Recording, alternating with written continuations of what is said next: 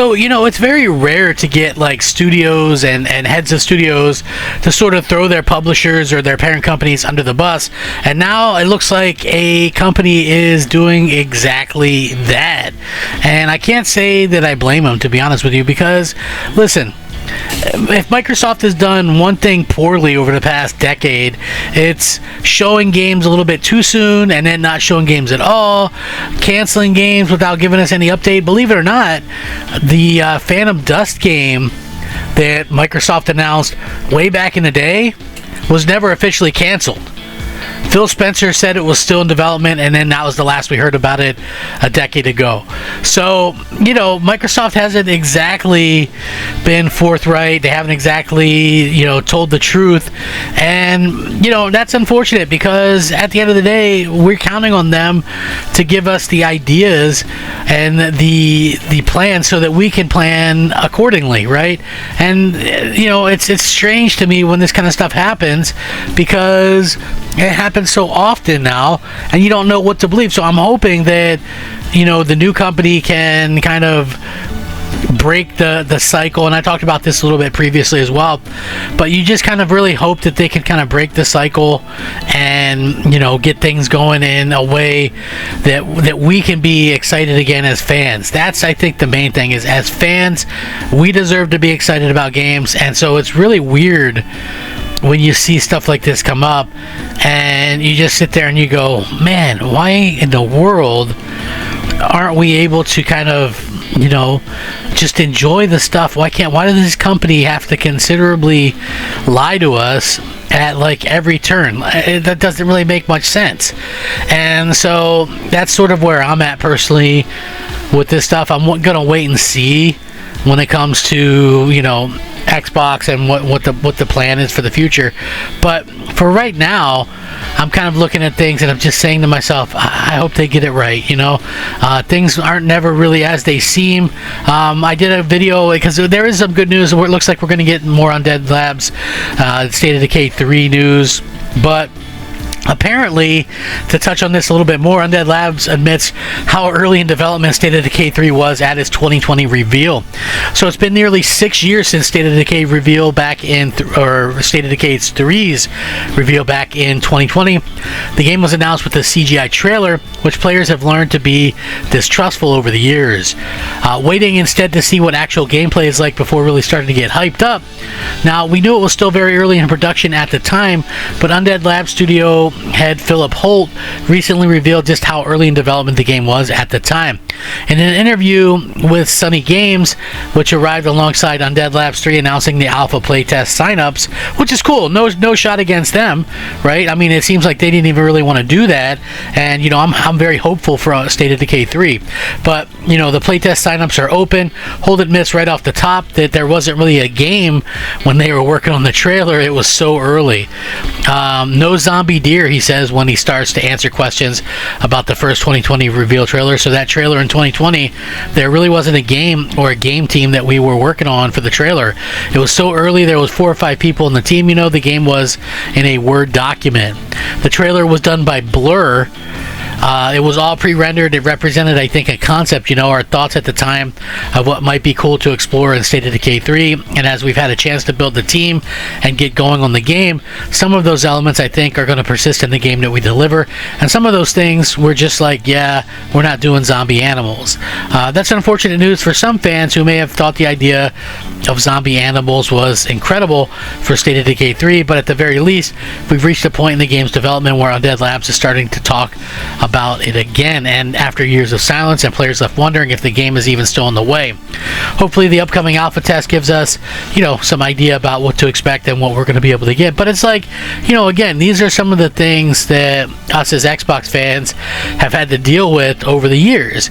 And, it's really unfortunate because we're trusting these companies and we're giving them our money and, we're doing all this stuff for them, and they really just kind of let us all down time and time again. And I find that to be, a really sad situation, just as a fan, because you don't want to see that stuff happen. You don't want to see, Xbox and kind of go away or anything like that. I feel like that would be a terrible thing. And it's not even just that. It's like you just grow old kind of with the Xbox fans, you know what I mean? As a fan, it's easy to just kind of grow old and say, I'm tired of this kind of stuff happening. But it's like there's a lot of stuff to be disappointed about just as a fan. Like, you read some of the stuff, like, so they were hyping this up because they were trying to sell us the console with this great looking exclusive, and then it probably won't even be exclusive, and there was actually no game there. And it's the same thing with like this Starfield stuff on the Pro. Now, if there was an article saying that it's no lazy port, it has adaptive triggers with unique weapon feel, 60 FPS mode. So I mean, that's another thing. It's like we beta test these games for other people, and it's crazy. Bethesda Game Studios has revealed the specs for Starfield's imminent PS5 release. Owners of the PS5 Pro hardware will be able to choose from two modes: Visuals, which targets 4K resolution output to maximize visual fidelity at 30 FPS, and Pro Performance mode, which targets 60 FPS for a smoother gameplay experience. Both modes integrate into PS5 Pro's PlayStation Spectral Super Resolution, or PSSR upscaler. Bethesda didn't really clarify whether it's the first or newly released iteration of the upscaler, but it doesn't matter that much, as there's a system toggle on the Pro users can enable to upgrade PSSR supported games like Starfield in the latest version of the algorithm. So all PlayStation 5 consoles, including the base model, support solid-state drive optimization trophies and the full suite of DualSense controller features. Adaptive triggers provide the controller's L2 and R2 buttons with physical resistance and feedback, given different types of weapons with both ground-based and starship-based their own unique feel. A light bar, the DualSense bar, keeps pace with the action in Starfield, changing color to reflect the player's health on the ground or the starship status in space, pulsing red when there's imminent danger and returning to white once health is recovered. And the touchpad, quick presses and swipes make it easier to stay in the flow while exploring. Players can switch POVs by pressing the left side, open the map, and pressing the right side. And there's a controller speaker for audio logs. Ship intercom chatter play directly through the DualSense, boosting immersion by making players feel as though they're truly receiving the communication via the radio. So, again, I think that this is something that has been a big issue since the beginning. I don't know if maybe Microsoft really kind of underplanned for this generation in general, but it's like it seems like the PlayStation is getting definitive versions of Xbox games, and that's kind of crazy to me. It's just like I don't want to see that be a thing that continues on. Just as a fan of Xbox, it's just been a real shame the way that this continues to happen. And again, you guys might feel differently, and I totally understand that. But for me, it's like I'm just sitting here thinking, I bought an Xbox expecting to get these exclusives. I bought an Xbox to kind of do the things that I wanted to do. I thought, it'd be a great new experience and all that kind of stuff.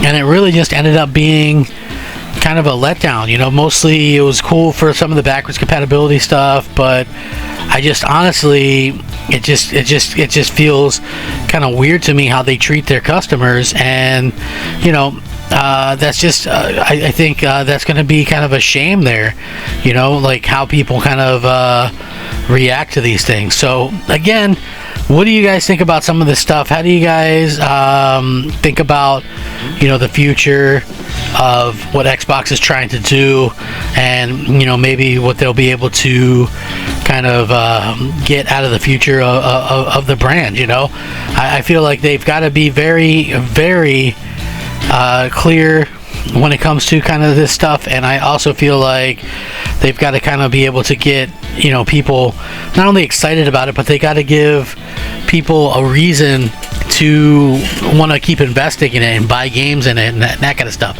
It's like you need more than just games. Like games, yeah, they're the most important thing, but I think you also need features that excite people and get people amped up. And to me, that is something that they have kind of dropped the ball on repeatedly over the years. It's like they'll have a cool feature and they'll go, well, nobody used it, so let's take it out. And that's a real shame, because I feel like there is a need for that kind of stuff. So I don't know. How do you guys feel about it? I'm definitely going to link this in the description. Does it seem like we're second-class citizens? Maybe Asha Sharma is going to bring some kind of, hope for the future.